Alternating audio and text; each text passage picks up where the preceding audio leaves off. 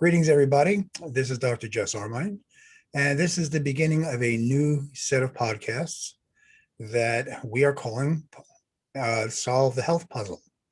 And in this set of podcasts, what we're going to do is talk about the real reasons for illness, all the various aspects of it, and things that you can actually do to help yourself maintain a good, healthy lifestyle and actually pull yourself out of chronic illness. It is a podcast that has been conceived by myself and Paul Burgess, who is sitting there staring at us at the moment. I'm going to let Paul introduce himself, and this is going to be a series of podcasts. I'm going to keep them about 15 minutes, talk about different subjects, things that are spiritual, emotional, physical. We're going to cover all aspects. This has been desired by everybody. Everybody's looking for, different, little tricks and little things that they can do to just, click their health right back to where it was. But the reality is that we have to look deep into ourselves and get to the real reasons for the illness, not just take a pill for the ill. So, Paul, I appreciate, I'm glad that you kind of stimulated me to start this podcast again, and tell people a little bit about yourself and what we're going to talk about today. Hello, mate. Well, thanks for having me on and allowing us to put this thing together. I think it's going to be very useful for a lot of people. So I am Paul Burgess. I have a functional medicine practice that is global, and I'm very fortunate to have patients all around the world that we can help with all sorts of weird and wonderful things. But my main thing that I find of use when we deal with patients is not about dealing with the illness as such. That's a given. That's what we're always trying to fix, is their health. But it is what caused it and how do we prevent it happening again permanently. Like, no one wants a short-term fix to something. No one wants to go on a diet, lose 20 pounds, only to put it all back on again. Well, I don't understand that concept. It makes no sense to me. If you're going to change something, change it permanently, so you never have to relive that whole thing again. But the diet industry is based on that whole thing that everyone's going to do this over and over again, so we'll keep producing more and more books or whatever. Actually, the diet industry is exactly like that. They're not banking on your success, they bank on your failure. Yeah, they have to. Weight Watchers is massive globally, and the ex-CFO said if our product worked, we'd be out of business. True. So, we clearly know that that's not the answer. Anyway, so for me and my patients, what I try and do is look at what's the root cause. And the root cause always comes down to a very similar thing.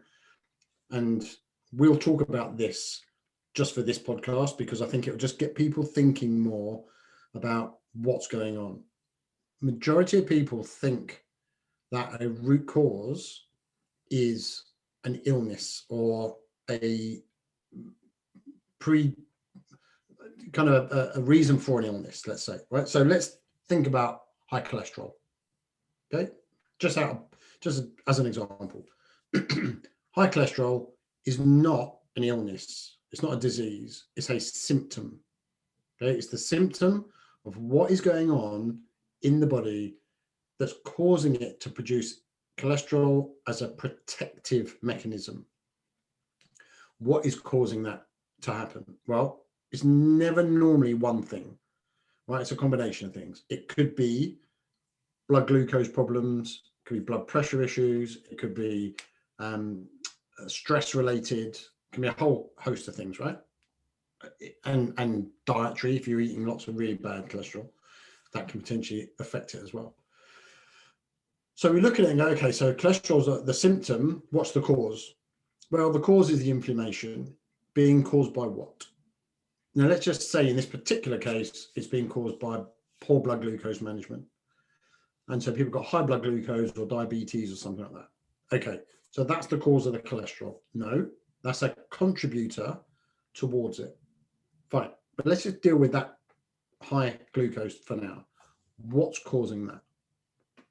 Oh, it's the diet. The diet's rubbish, and that's what's causing the blood glucose problems, and they're not exercising, and they're stressed.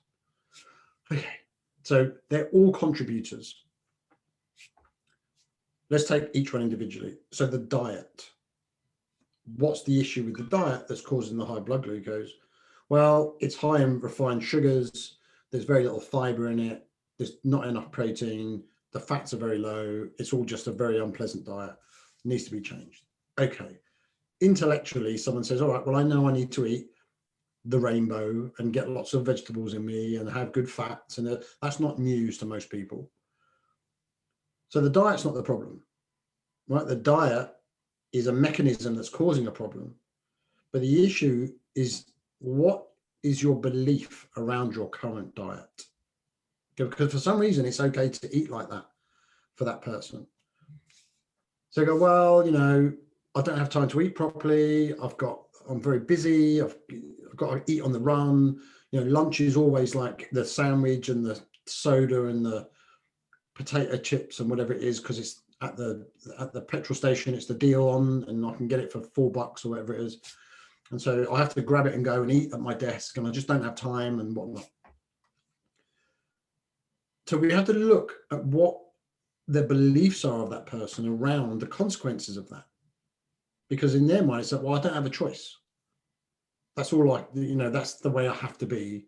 So that's why I eat that way. So we have to look at it and go, okay, what is important to you about your health? What is it you're trying to achieve? Why have you come to us to try and fix some things? Well, because I don't want the blood, the cholesterol to be high. I don't want to have these problems that my parents had. I want to be here to look after my children, whatever the factor is. And we will talk about what's the most important thing in another episode, because that is crucial to get to the bottom of.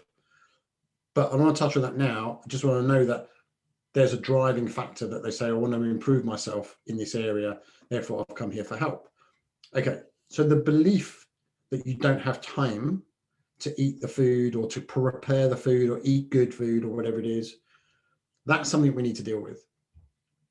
If we deal with that and say to them, look, what you're doing now, you're doing because you believe it's okay, and you're unaware that it's causing these ongoing problems. What we need to be aware of is actually your belief is slightly misguided because it's causing the problems that you've got. We need to change that belief to something that serves you rather than causes you more problems down the road. And so we need to look at how we're going to create your, in this case, nutrition, diet, whatever it is you want to call it, so that it serves you, it doesn't harm you. And once we've done that, then your behavior will change. Okay, so your belief is now that I need to eat these foods. They're the ones I want to have. They're the ones that make me feel good. They're the ones that are going to stop me having the problems that my parents always had from a heart disease perspective and wherever it is. So that's what I want to eat from now on, because my belief now has changed around it. That means the behavior changes. They don't get the gas station deal anymore. They prepare their food at home because all of a sudden now that's more important to them than rushing into work quickly and grabbing their sandwich. So the behavior changes, the outcome changes. And that's something I've termed behavioral medicine. Okay, we change the behavior to improve the outcome. Okay. I'm going to step out here and make myself vulnerable to the whole wide world. Okay, because everybody knows me to be, the Sherlock Holmes of chronic diseases and, sometimes this all-knowing person. But I've had problems myself that you've helped me with. Okay, so go ahead and give an example and use me the way you've helped me.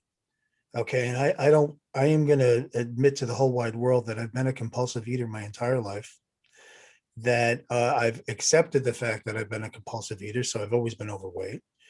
But really working with you in this manner has started, and, because it is a back and forth thing for me, okay, because I will take care of everybody but myself.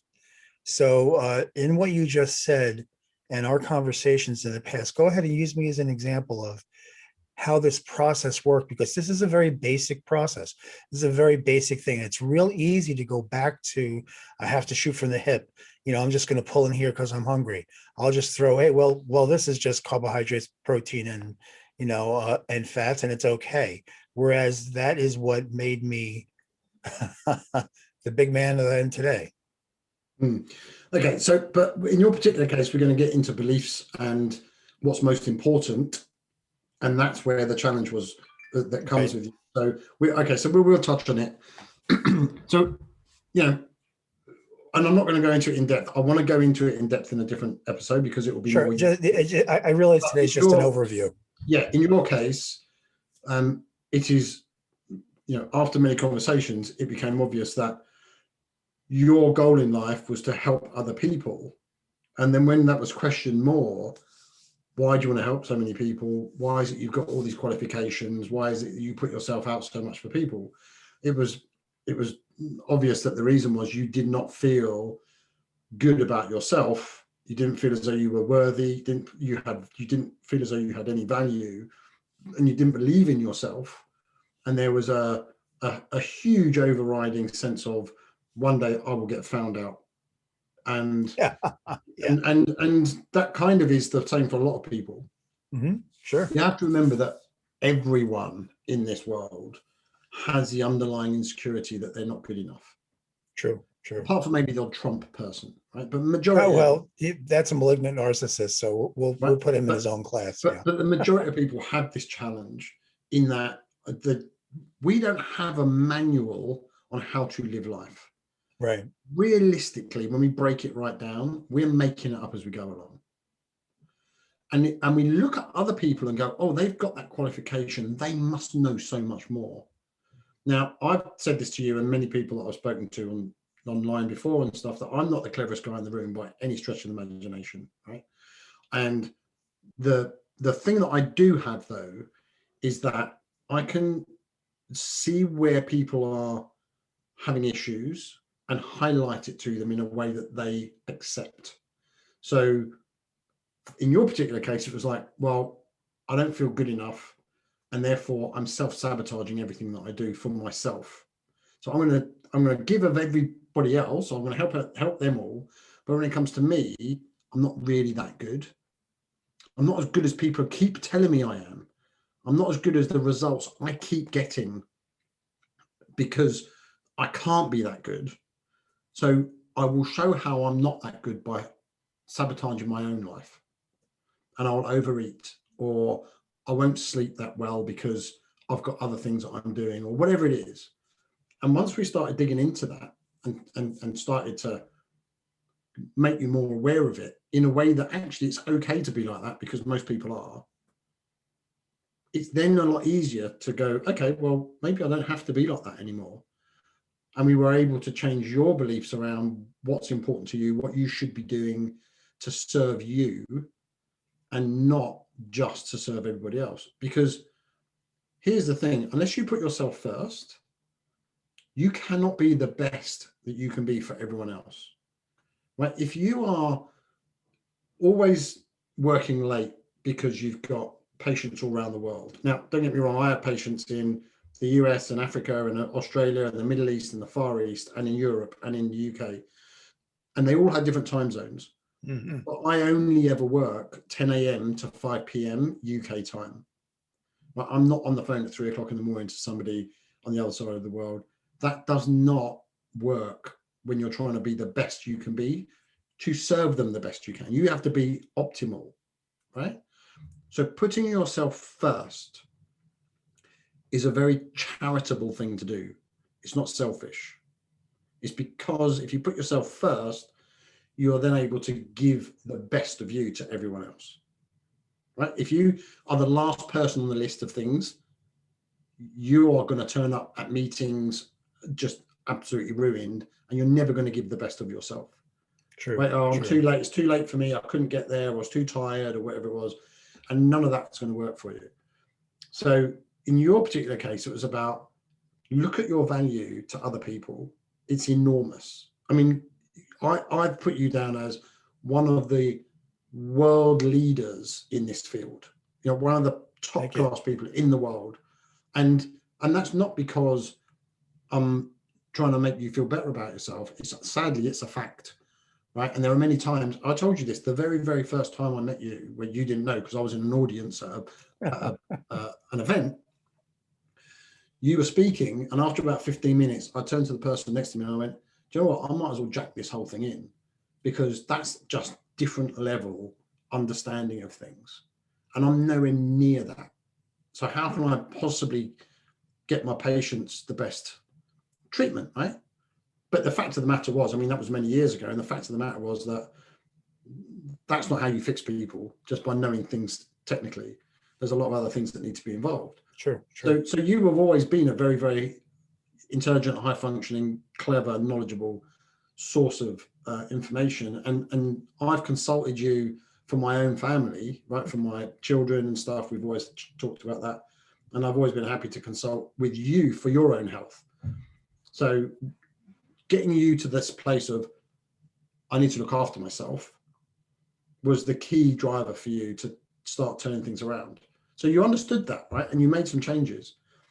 And then this week or last week, whenever it was, you received something that was going to be a big help in your sleep, because your sleep was challenged. So we got on a call once and you started talking about sleep, and I said, look, you need to get on top of that. And I advise you to put some protocols in place, take some supplements, do some certain things, and it worked really well for you. And there was one product, which was a red light exposure before bed, can be really helpful, especially for someone who's as tired and exhausted and stressed and worked as you are. Can really bring down inflammation and help massively. And you got the product and you used it. And I gave it away. And you used it a couple of times, got a value out of it, and then gave it straight away to somebody else. Right. And my conversation with you was, what are you doing? When you're just getting some traction, you're just getting benefit from these things, and you're just getting yourself to be feeling better, more energy, better sleep. But the other person, in my mind, I don't need it, they did. And that wasn't the issue though. That wasn't the issue. The issue was, if I keep doing this, I'm going to fix myself, and I'm not comfortable about that. Right. And so I'm going to give it away. I'm going to give it away before I get the chance to do that. Right. Exactly.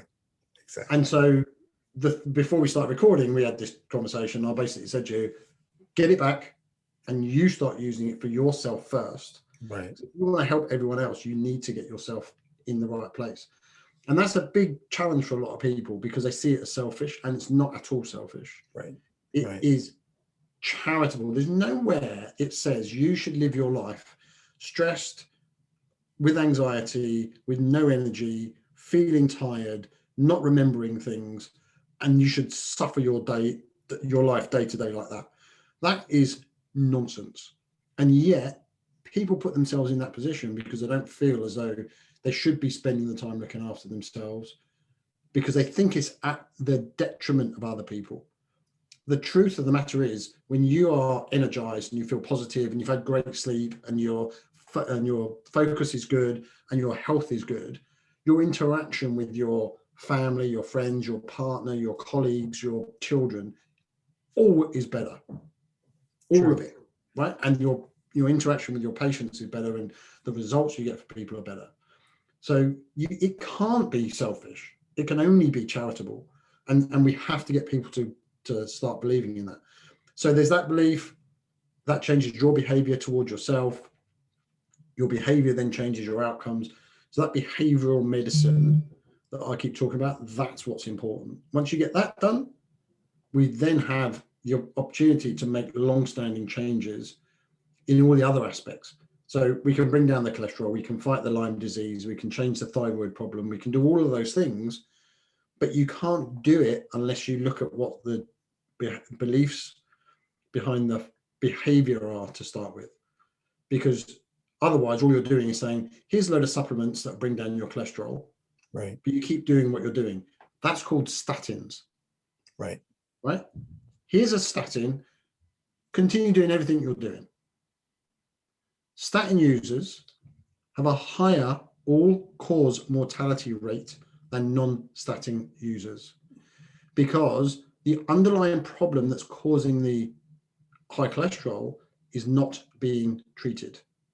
it's still there. So you're still going to get the cardiovascular disease, the inflammatory problem, the liver issue. That's all still going to go on. No question. No question. Just that you don't get this marker on a blood test that says you've got high cholesterol. Exactly. So for this first installment of solving the health puzzle, sum up what people should take away from this short episode. And each episode is going to be about 15 minutes. It'll be easy. It'll be in bite-sized pieces. If you have further questions, you can contact me, contact Paul, which is over here. If I can put this backwards, there it is. Okay, so go ahead and sum up for us just the exact points that you wanted to get across in this particular episode. I think the first thing to understand is your beliefs are what causes your behaviors, and your beliefs that drive your behaviors then drive your outcomes. So if we want permanent change in whatever it is, it doesn't have to be your health, it can be anything. If you want to have, sure, it affects everything. In whatever aspects of your life it is, we have to look at what you believe about the behavior around that. And this is not, I'm not talking about, what's your belief in God or what's your belief in your spirituality, whilst that does have a contributory effect to a lot of things. I'm talking about what's your belief behind it's okay to stay up till 2 o'clock in the morning and watching Netflix. Now, if you do not believe it's going to cause you more problems later on, then we need to talk about that. Right. Because that is a problem. And there's a lot of things that lead to those things. But the first thing is look at beliefs. And in subsequent episodes, we'll talk about what drives those beliefs without our knowledge. Right? There are things that happen to us, we are not conscious of, that dictates our beliefs. And that's another area that we need to look at. So we'll discuss that in another episode. Other episodes will include that. We're also going to be talking about the physiological aspects of the base reasons for chronic illnesses or any illnesses. We're going to mix it up. We're going to give you lots of good information, people. Paul and I together have a vast amount of knowledge and experience, and we're going to share it with you. It's all going to be free. There's no set of things to buy. Everything is going to be just for your personal use, and so that you can take power and to empower you to take over your life and not be at the mercy of, let's face it, the medical system right now is not geared to healing you. It's geared to managing your chronic illness or getting you to the point of chronic illness, then managing it. So let's turn that around. Okay. Let's get right at the base and let's literally talk turkey, if you will. Okay. We'll see you next time. Thanks a lot, Paul. Thanks, Jess. Bye. All right.